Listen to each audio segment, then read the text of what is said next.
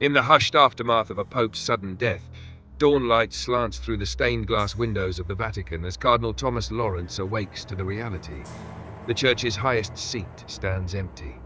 Soft footsteps in the corridor announce the dying pope's messenger, carrying whispered news to the dean of the College of Cardinals. Lawrence, an austere Briton with gentle eyes full of doubt, rises from prayer and steps onto the stone floor of the old palace. Soon he will have to summon the world's cardinals into seclusion for the sacred conclave that follows the death of a pontiff. Against a backdrop of frescoed walls and candlelight, the men arrive. 4 emerge as frontrunners. There is Aldo Bellini, the American reformer with a warm smile, Joshua Adeyemi of Nigeria, disciplined and devout, Joseph Tremblay, the Canadian mediator, and Goffredo Tedesco, a devout Italian traditionalist. Each carries a wary pride behind his crimson robes.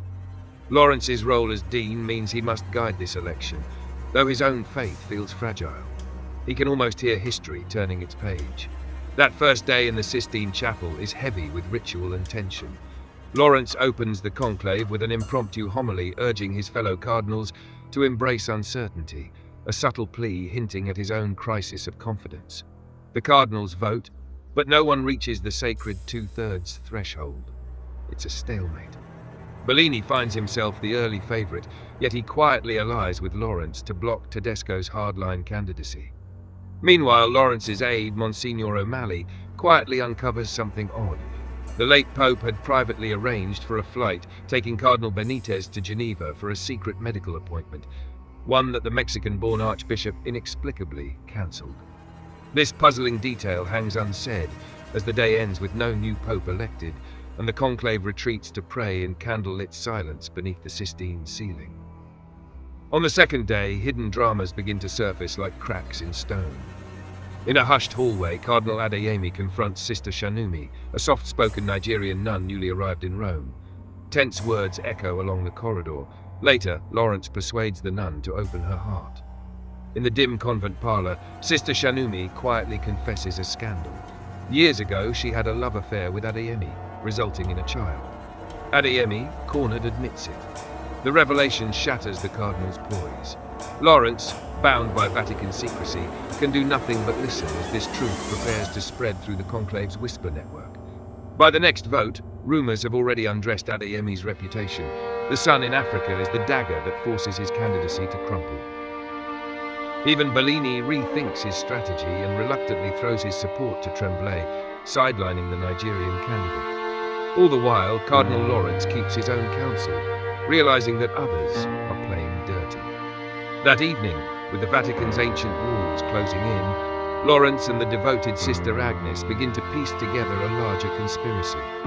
Agnes, the kind housekeeper who knows every hidden door and whispered secret, helps Lawrence discover how key moves have been orchestrated. They learn that Cardinal Tremblay himself had engineered Sister Shanumi's transfer to the Vatican. When Lawrence confronts Tremblay, the Canadian cardinal coolly lies that he acted on orders from the late Pope. Something doesn't add up. Under the flicker of candlelight, Lawrence forces open the door to the late Pope's sealed apartment. Inside, in a desk drawer, he finds damning evidence. Tremblay's ledgers listing payments made to buy votes among the cardinals. In a confrontation with Bellini, Lawrence waives the documents. Bellini pleads for discretion.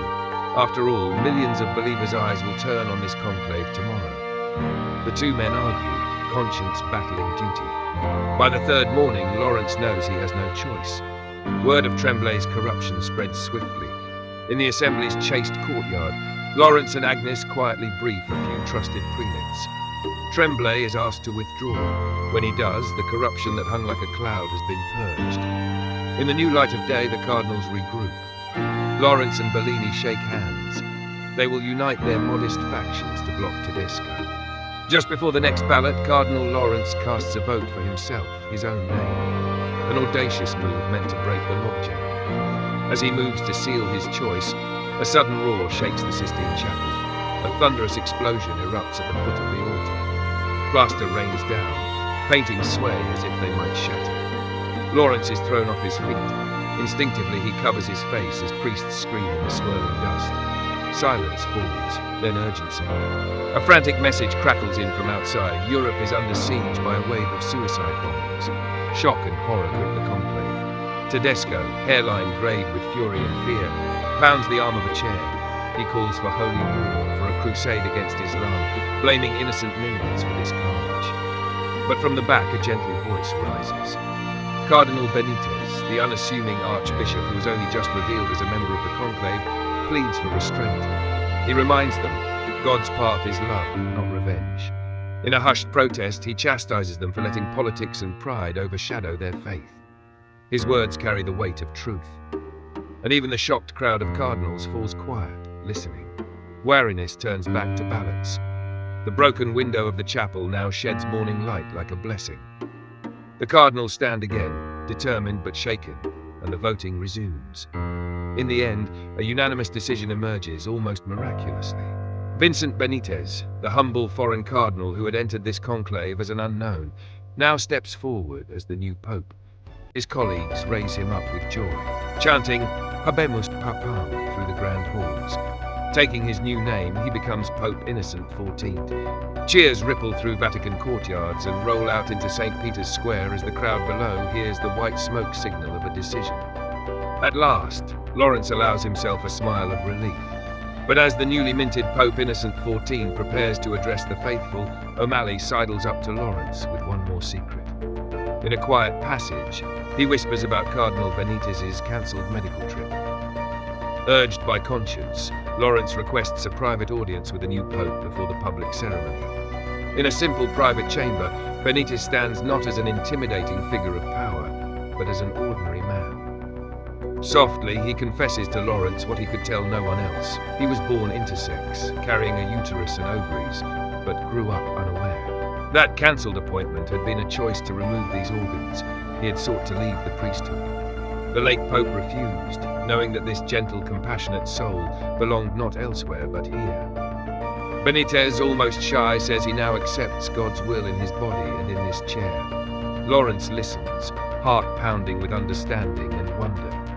What initially felt like a scandal, revealed here as a source of mercy, reframes everything. Lawrence sees in Benitez a model of faith, unburdened by pride. Later, Lawrence stands alone in the empty hallway outside his quarters.